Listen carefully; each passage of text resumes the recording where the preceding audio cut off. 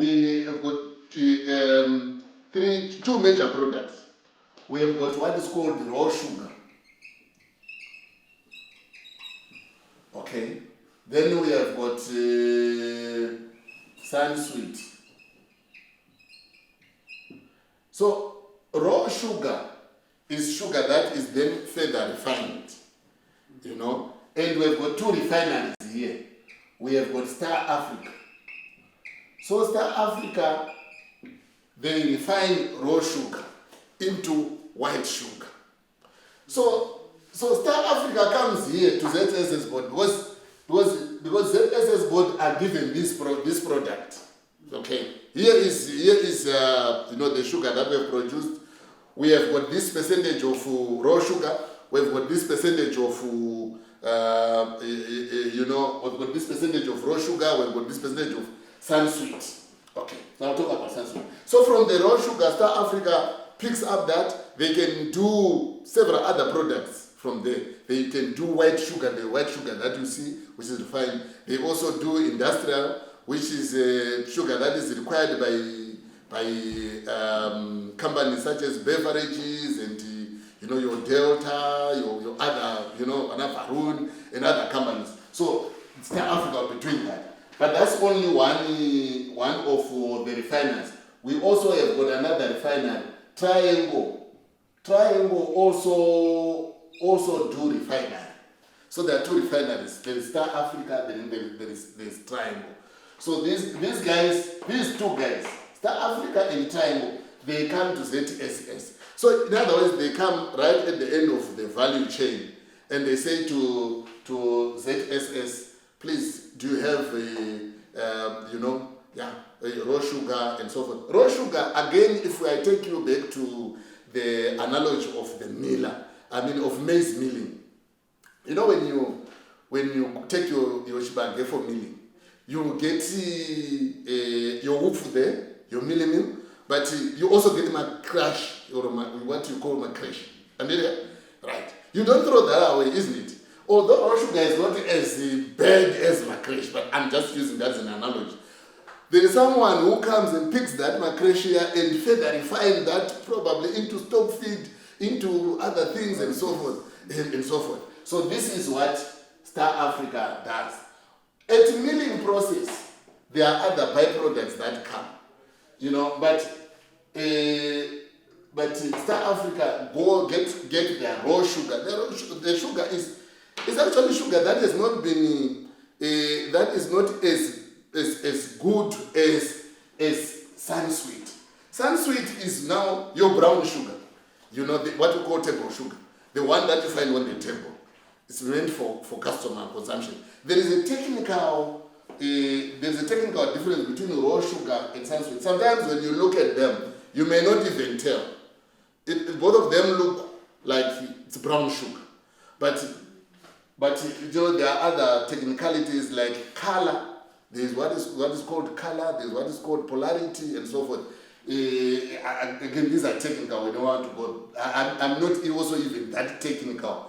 I'm not very deep in technical like that.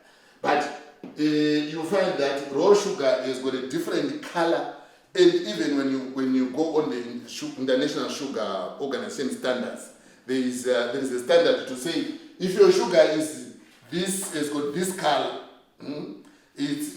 now it falls into raw sugar.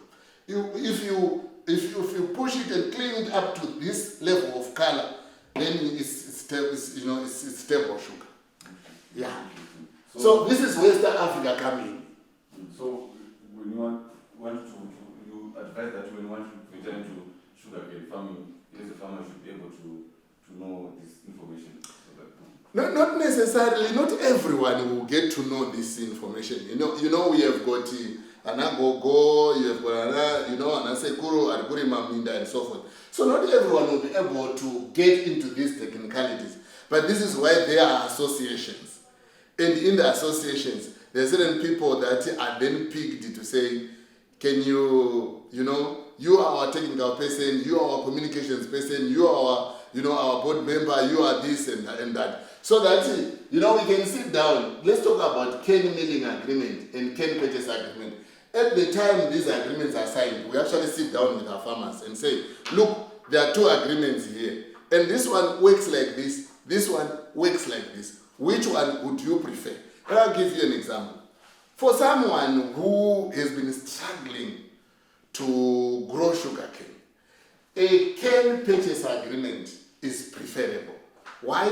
Because whatever you have harvested, you are taking and you get your money, you sit down, you pay up your security, you plan and so forth.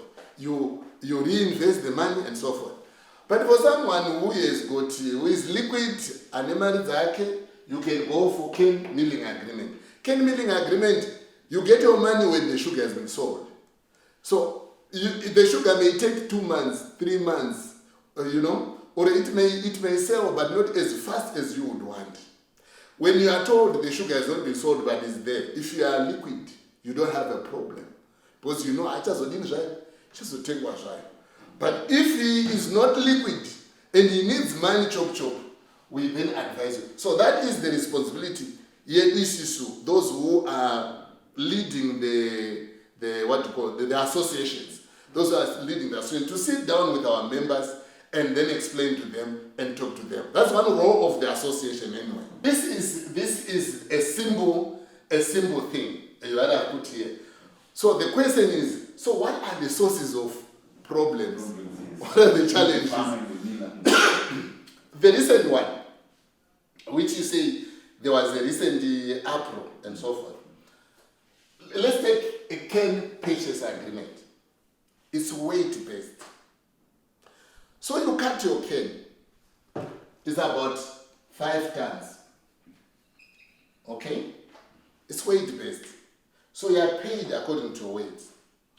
You cut your cane, you take it to the mill. Chirezi is hot. It's 5 tons.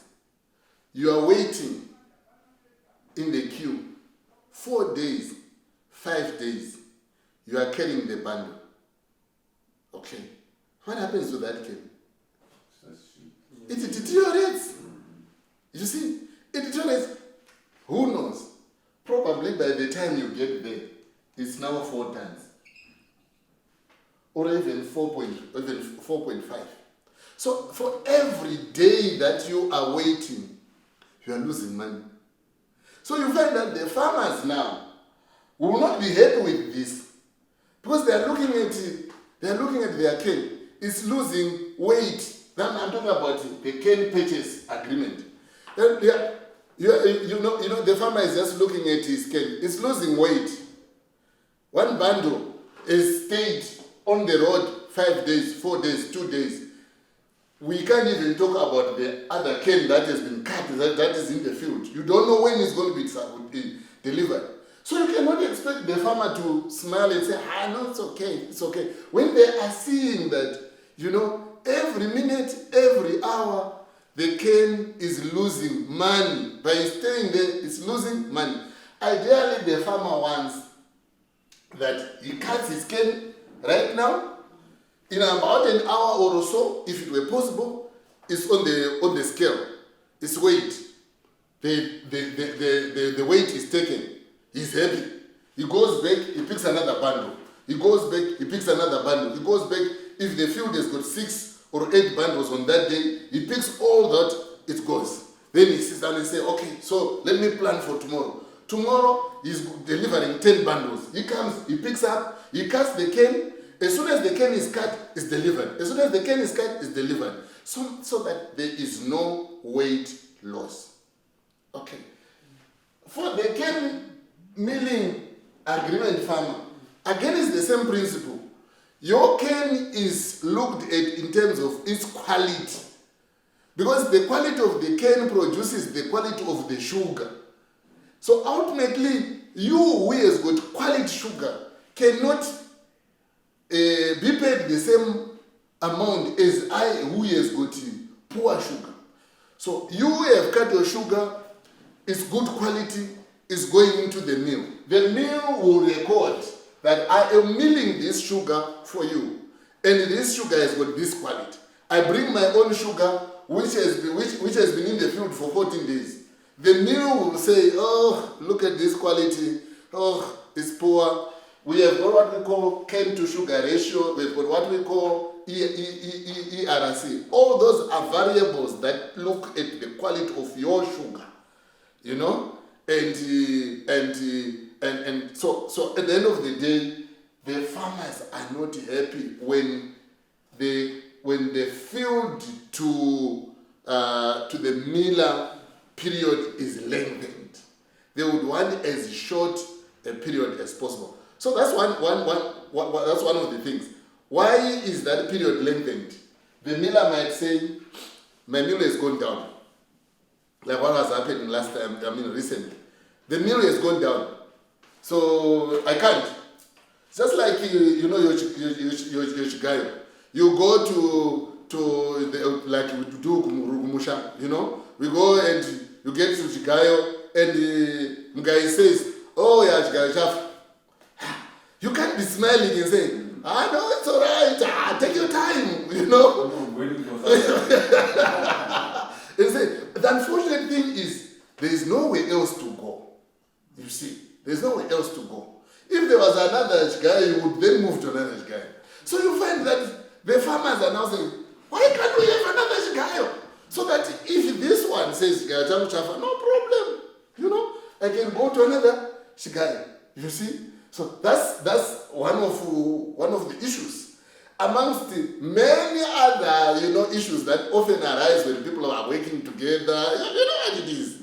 It's because trade is an ecosystem. So there are a lot of things that the miller does for the farmers does for the miller, and because it's an ecosystem. In that relationship, you always find, some friction here, some friction there. But both the miller and the farmer rely on each other, and they have to work on each other. They have to work with each other.